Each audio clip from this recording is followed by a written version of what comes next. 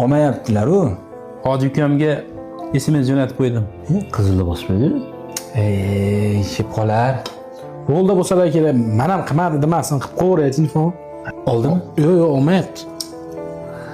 Voy ekan, hadi bezuta qilavermanglar. Yo'lda kelayotgandirlar, sekin kelinglar, shashilmasdan. Kelinglar hozir. Menga aytganlar kelaman. To'xtanglar. Men 5 safardan beri oshga kelgan sharoitim yo'q, kela olmadim men. Bittalarga men telefon qilib bermanglar. Xatiga bu. Uka, nimaga kuyunasan? Bu mahallada boy akamning o'rnlari boshqa. Hammaning o'zini o'rni bor. Uka, Hoji aka. Xo'p. Men mahallada o'rnim yo'q ekan, hoji aka. 5 safardan beri men oshga kela olmayapman, sharoitim yo'qligidan. Bularning hammasi gidi gaplar. Hoji aka qattasiz.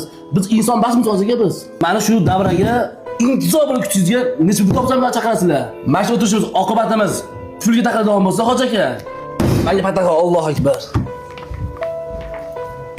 Xalila bolalar, biz ham bilib bilmasdan odam ajratadigan bo'lib ketibmiz. Meni bobom rahmatli aytadilar. Boyni boyligi uchun hurmat qiladigan odam eng oliy navli 200lamachi deb.